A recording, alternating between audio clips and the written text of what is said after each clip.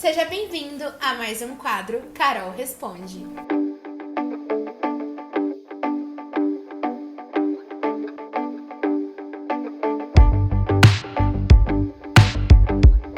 Olá, meus queridos, tudo bem? Começando mais um vídeo do quadro Carol Responde, que eu deixo aquele box de perguntas lá nos stories do meu Instagram, e hoje eu vou responder a pergunta de uma seguidora muito querida. Ela está sempre interagindo aqui nos comentários do YouTube, lá no Instagram, que é pra Polly. A Polly deixou essa pergunta aqui, ó. É possível se libertar da codependência emocional? Polly, então, primeiramente, muito obrigada pela sua pergunta. Eu achei sensacional, porque é algo que eu trabalho muito com os meus clientes no consultório. Só que, gente, eu vou responder pra vocês. Codependência emocional tem muito a ver com autoestima e amor próprio. Por isso que é o título aí da miniatura do meu vídeo de hoje. Porque se eu sou dependente emocionalmente de alguém, nossa senhora, é porque eu também não tô muito bem comigo e eu faço com que o outro seja mais importante de mim mesmo. Então eu vou explicar hoje para vocês uma mini aula sobre autoestima e amor próprio. Vem comigo. Vamos entender então o que significa essa codependência, dependência emocional de alguém?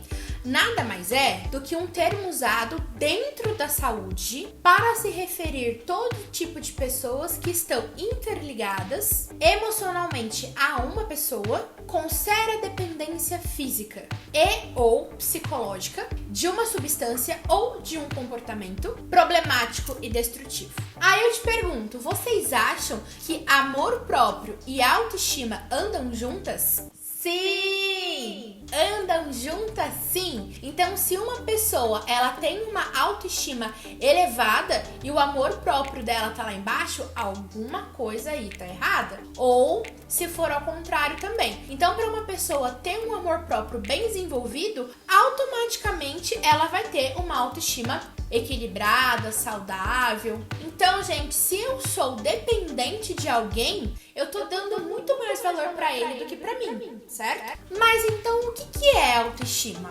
Autoestima nada mais é do que uma visão global que a pessoa tem dela mesma. Como, por exemplo, aparência física, habilidades, vida afetiva, realizações pessoais e profissionais. Uma dica muito importante: o sucesso de uma não garante que a outra também vai ter, ok? Uma autoestima, ela aumenta quando, na verdade, a gente respeita os nossos princípios e os nossos valores. E ela vai diminuir quando a gente não consegue colocar em prática esse respeito dos nossos princípios e dos nossos valores. Ou melhor, quando a gente mesmo se contradiz. Para se ter uma boa autoestima, ou seja, uma autoestima equilibrada, padrão, saudável, ok? Tem 5 fatores.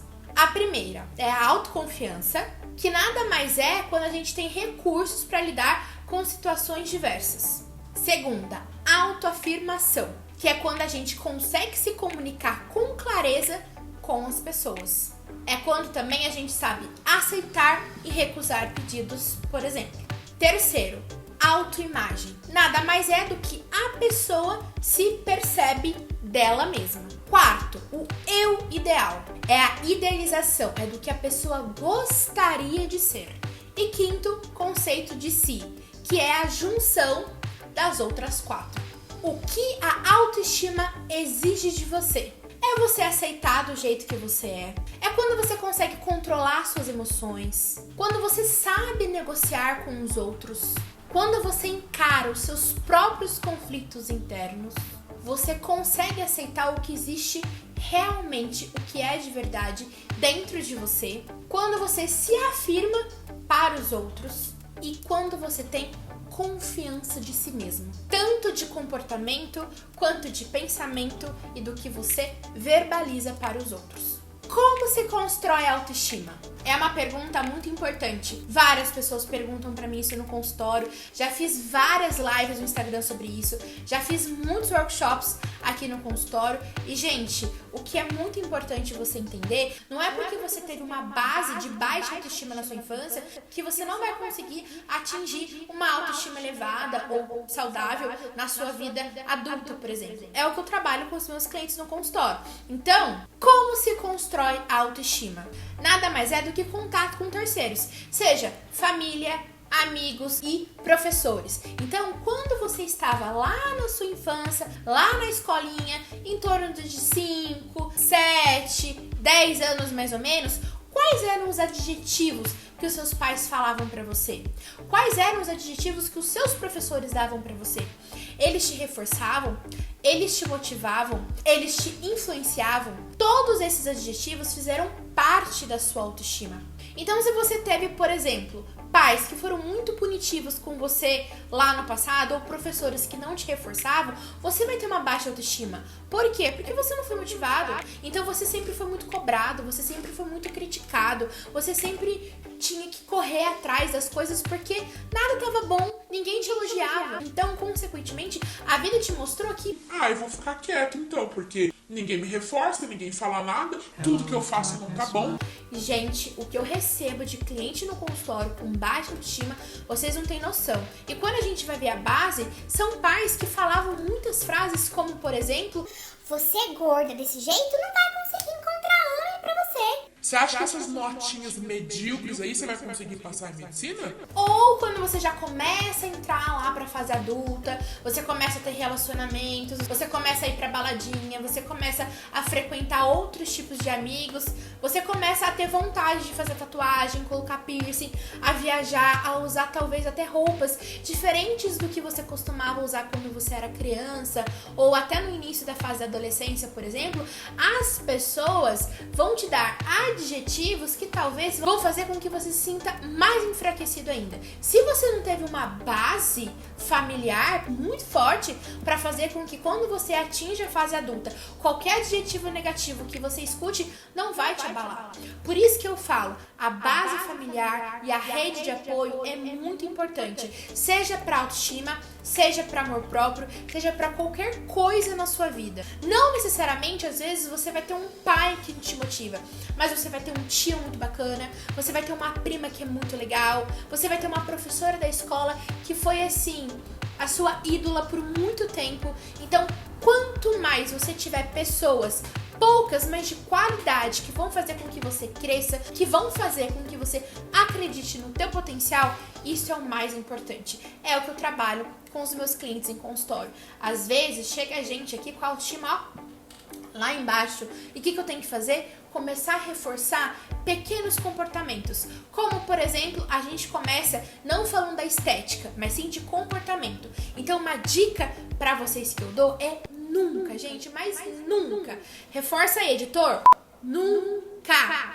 Reforce comportamentos de estética e de inteligência, e sim de comportamentos de caráter. Como, por exemplo, nossa, eu adorei que você cumprimentou o porteiro. Eu achei sensacional a forma que você me tratou. Você é muito fofo com os nossos filhos. Você fez um trabalho excepcional hoje no serviço. Quando você reforça comportamento e não estética e não inteligência, como, por exemplo, nossa, você é muito linda. Ou, nossa, você é muito inteligente. Se a pessoa tiver um fracasso, ou se a pessoa não estiver bonita o suficiente aquele dia, ela não vai receber elogios. E aí ela vai se sentir mal, porque ela vai estar condicionada a receber esses tipos de adjetivos verbais que vai fazer com que ela sempre fique à mercê desses comportamentos. E se ela não recebe, é quando ela vai começar a, mais ou menos, a mendigar likes, por exemplo, com roupas mais curtas, ousadas e gostosonas nas redes sociais. Quando, por exemplo, ela vai sair de casa totalmente maquiada porque ela não consegue se aceitar olhando no espelho sem maquiagem. É quando ela vai colocar muitas roupas no teu corpo, por exemplo, meninas que são muito magras, por vergonha do corpo que elas têm, tudo por conta dessa base familiar que não foi bem estruturada, que não foi bem reforçada, que não foi muito bem motivada. Outra coisa muito importante, gente, eu falo isso quase que em todos os meus vídeos, meus clientes são careca de saber. Os comportamentos são mutáveis. Então não é porque hoje eu tô bem, que amanhã eu vou estar bem também, eu posso estar ruim. Então, se eu tô num relacionamento abusivo, por exemplo, pode ser que quando eu terminar com esse relacionamento abusivo, eu encontre um outro relacionamento que vai me dar muito mais prazer, que vai me amar do jeito que eu sou, que vai me fazer muito mais feliz e que eu vou mudar essa autoestima, que eu vou ficar melhor, que eu vou ficar bem comigo mesma. Então, como por exemplo, dentro de um serviço, se o meu chefe é aquele que critica tudo que eu faço, ele não reforça absolutamente nada do que eu faço, do que eu falo. E eu tô muito triste com isso. E aí eu saio desse serviço e vou pra um outro que o meu chefe reforça absolutamente tudo que eu faço. Olha que gostoso, né? De estar nesse trabalho novo, de ser reforçada, de ser influenciada, de ser motivada. Então, os ambientes, eles fazem com que mude o nosso comportamento, o nosso sentimento e, consequentemente, a nossa autoestima. Lembrando que a autoestima, ela pode ser elevada, mas se eu tiver uma base boa, ela não vai ser baixada. Então, se eu tive uma base de família que me reforçou, ou seja, eu tenho uma autoestima bem bacana, quando eu estiver na fase adulta, eu não vou conseguir ser rebaixada nessa autoestima. Por quê? Porque eu fui muito bem fortalecida. Eu tive um apoio familiar, uma rede de apoio muito boa. Mas existe um porém aí. Mesmo se eu tiver essa base de família ou rede de apoio muito bem fortalecida, pode ser que mesmo na fase adulta eu adquira alguns traumas. Então, se eu tive um relacionamento abusivo, por exemplo, se eu tive um chefe que acabou com a minha autoestima, que acabou com a minha personalidade, pode ser que mesmo tendo uma base muito boa, isso vai me atingir de uma certa forma. E é aí quando normalmente as pessoas que já têm uma autoestima elevada, elas procuram a terapia só para ter certeza se realmente aquilo é possível ou se não é possível, o que falaram mal dela, por exemplo, tá? Então, pra terminar aí a pergunta da minha querida Polly, como que eu fico então, Carol, codependente, dependente emocionalmente de algo ou de alguém, adquirindo uma baixa autoestima? Polly, espero que você tenha gostado do vídeo que eu fiz especialmente pra você, tá? Então não tem como a gente falar de codependência emocional, de dependência emocional, sem falar de autoestima e amor próprio, tá? Espero então que todos vocês tenham gostado do vídeo de hoje. Qualquer dúvida que vocês tiverem, comenta aqui embaixo que eu vou amar em saber. Conta pra mim quais foram os comportamentos verbalizados que os pais de vocês, que os professores de vocês falaram na sua infância, que te marcou e que hoje vocês têm a total consciência de que realmente isso é verdade. Comenta aqui embaixo que eu vou adorar saber, tá bom, gente? Um beijo enorme pra vocês e até o próximo quadro Carol Responde. Emocional? Corta. Por quê? Não, também não sei. Como assim? O que, Guilherme? Você tava virada pra parede, por quê? É porque eu viro, toda hora eu viro. Outro vídeo eu também virei. Viro, daí eu faço assim. Normal, ué. Não tá fazendo barulho, ó. Mas é porque eu virei muito, né, Guilherme? Eu fico parada. Ficou muito fechada, né? Eu duvido você falar porta porque é o portão desse jeito que você falou. Você na hora fez assim, ó. Marcos, você tinha que ver a cara do Guilherme. Você é muito linda, amor. Te amo. Nossa, tô falando errado hoje, hein? O que foi? Você tá meio brava. Nossa senhora, peraí. Assim, eu atinja... Não. Eu tenha... Não. Nossa, eu não sei nem falar isso. Tá certo isso que eu falei? Tá certo o que eu falei, né? Acho que tá certo.